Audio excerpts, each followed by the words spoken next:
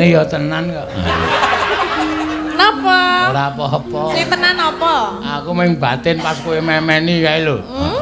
Jemuri jereng pemean kae. Heeh. Ana sing tok keke nggon apa jenenge kae? Apa sing nggo memeni kae apa? Hanger. Wuh. Aku yo batinku mudan gedene semono. Aku nggo jaket anak kowe cukup. Antil dasmu lho kowe. Apa ta? Ora ya. Asmu. Nggo gawe topine jenengan ya iso kok. Apa gah? Tak gaweke apa piye? Mah. Kok tak gawe sing rada muhak ngono lho. Muhak-muhak apa? Wong senene kok ngece.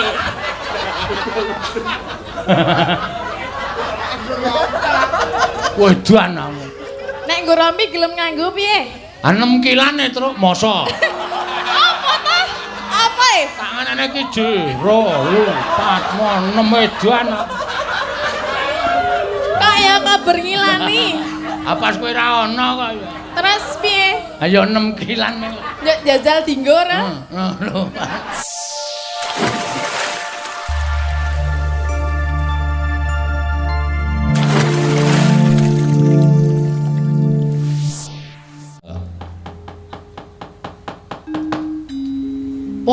Podang. Podang kuning. Heeh. Diaturake kok. Sindane langsung loro wae, Truk. Ya. Tatin karo Ganes wis ben padu cah loro iki. Heeh. Sing siji gedhe, sing siji cilik. Ayo, jumeneng. Ayo, le buka wedang engko, le ngombe engko. Ayo. Ayo, semprotke. Wis kebacut mecucu e. Heeh.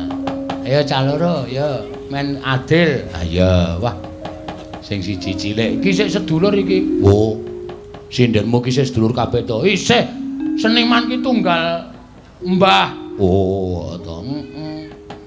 Si apa jenenge iki Prastiwi iki nek karo Neti iki misan. Oh. Batu misan. Batu nisan cengelmu kuwi ora. Misan ki aku ora ngerti kok ya. Heeh. Ah si Tatin karo Ganes ki sepupu. Oh. Sepupu. Apa kowe njuk ngematke pupu? Ora apa-apa. Hah? Ora apa-apa. Rasa wedi. Mboten, Pak. Ora piye? Rasa wedi. Podang kuning, Pak. Heh? Podang kuning. Engko sikik kok kesusu-susu.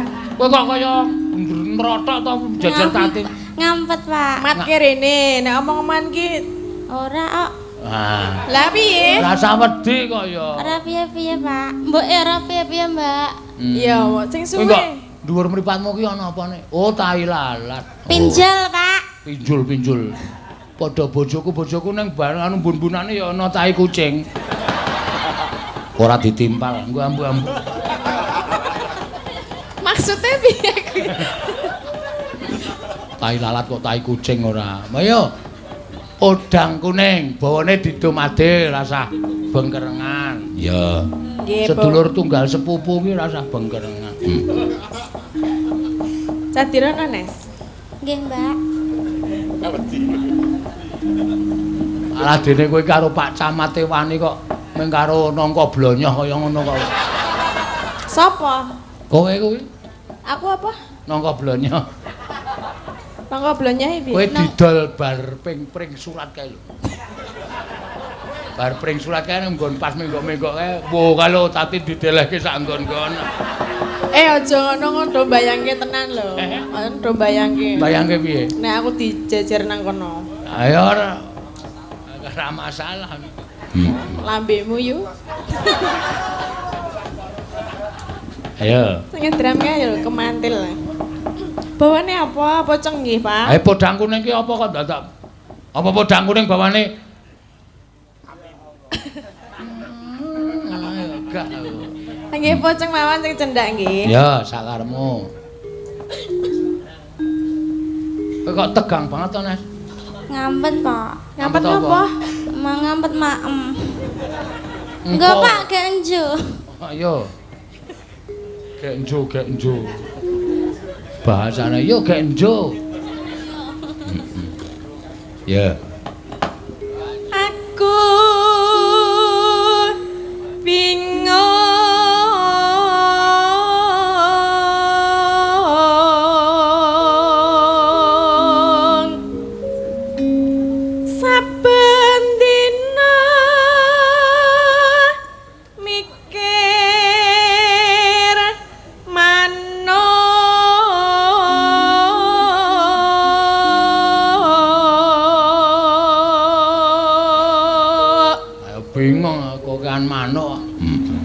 apa? Maksude oceh-ocehan ning omahmu ki pirang-pirang ngono lho. Dilongi didol apa piye? Heeh. Kula ora ndi manuk kok. Hasil ting grandul kae. Neng omah ki setok centelke pirang-pirang. Oh, pemean apa kae? Kae pitik lho, Pak. Wo, lah edan to pitik kuwi di. Lah nek pitik kuthuk niku aja dicantelke nek tengen kula ben aja mati no lho. Oh, iya. Enes. Kae dong apa ta rame dhewe? Ngefan ora kowe. Wiyaga ki akeh sing ngefan kok ning ora kesampean. Lah jeng napa? Kaya ta sing ngenong barang kae. Anggere weruh kowe tampil ngadeg ra terus ngecas. Jare nek gedhe ngomah wae ana. Ah iya. Apa? Piye, Jo?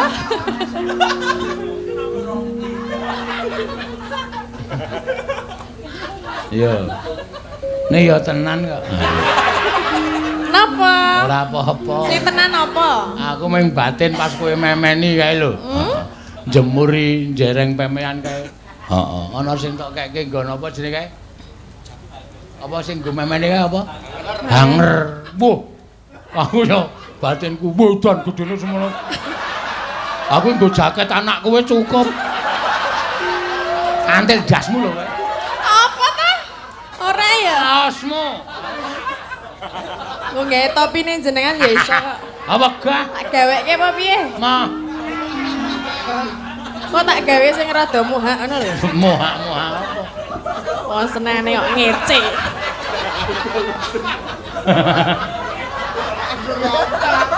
Wedan kamu. Nek nggo rompi gelem nganggo piye? 6 kilane truk moso. Apa ta? Apa e? Tanganane iki jero, lho, 4, 6 wedan. Kok ya kabar ngilani. Apa kowe ra ono kok ya? Terus piye?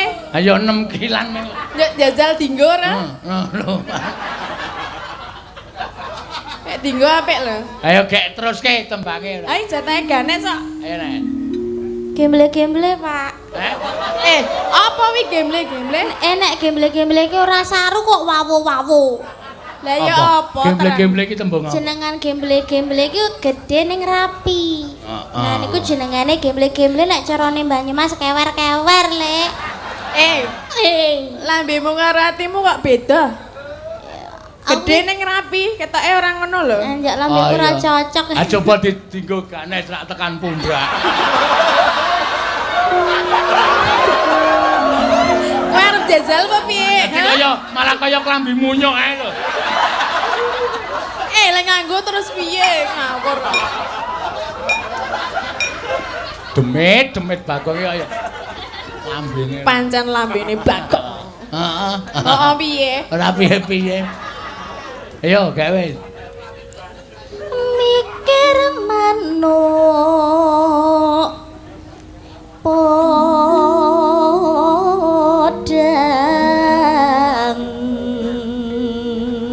Sing kaya ganes iki pancen lain daripada yang lain. Heeh. Mikir manuk podang. Heeh. Niya malah cengkok sing prasaja ngono kuwi. Heeh. Ya terus Tin. Gawe Oh ya wis terus Nes. kira keteng ngati.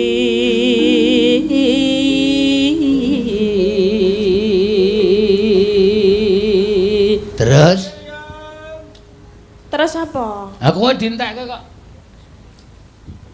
Nora mendo sun pikatku lote bendo.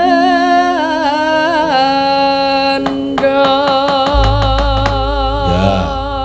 Mangga salah setunggal. Esuk awan nang omah. Mangga. Esuk awan ning omah wis ora rasa.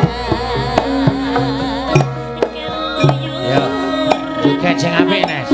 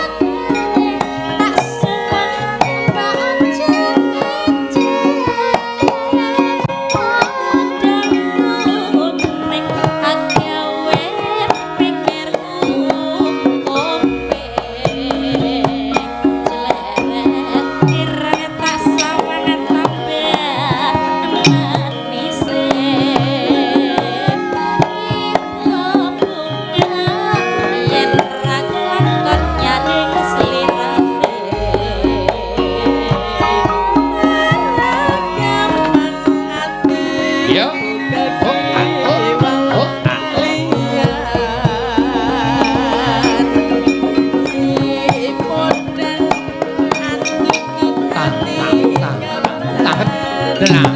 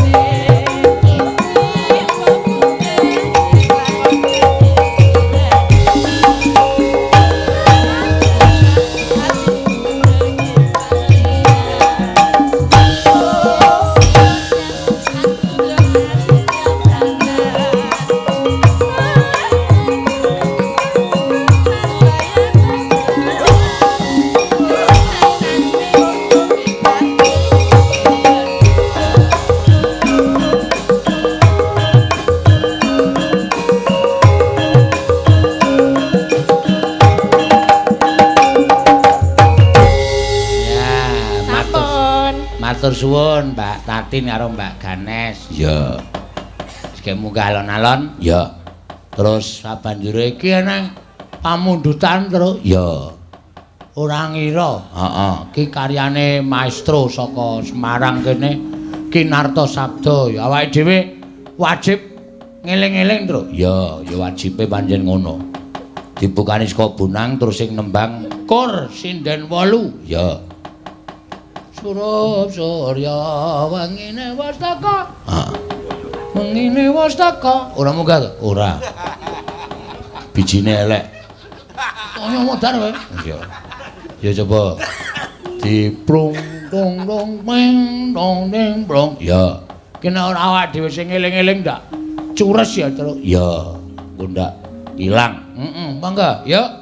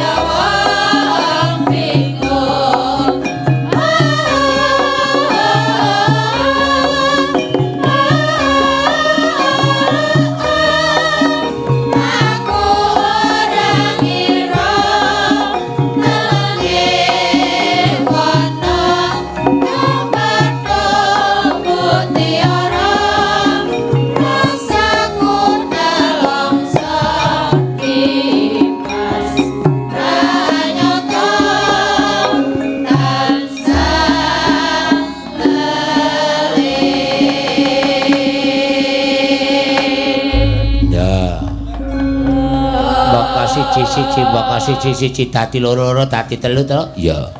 Wis diaturake. Heeh. Awak dhewe aja nganti ketungkul suka-suka parisuka. Heeh. Mengko ndak lakone ora rampung ming diketok-ketok ndak ora prayoga. Ya.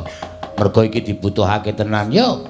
Iki wis arep tumampak perang Bratawuda. Apa?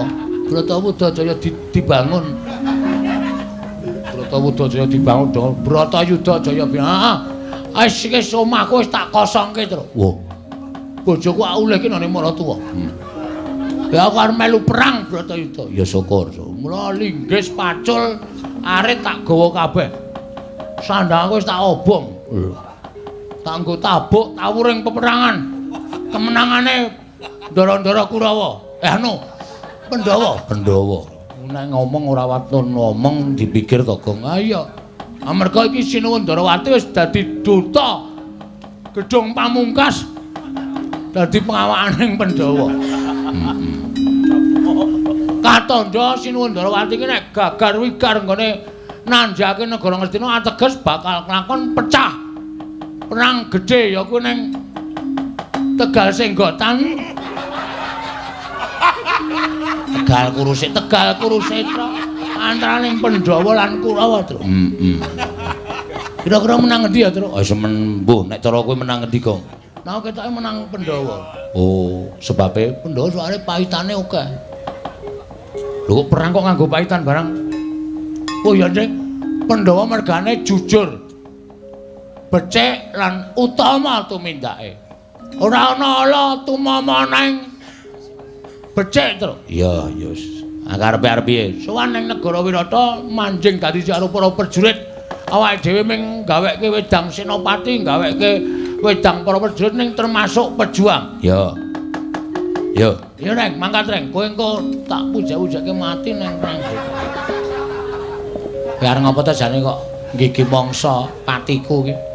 Aku sayang karo bojomu ya. Andel ora. Kowe caone kate kaya ngono lho. Dek kakangne barang kok ngawur. Kebaca seneng aku. Ayo budal ora aja oleh-oleh yo. Ya. Lengeng driya mangu kong gandruan. Oh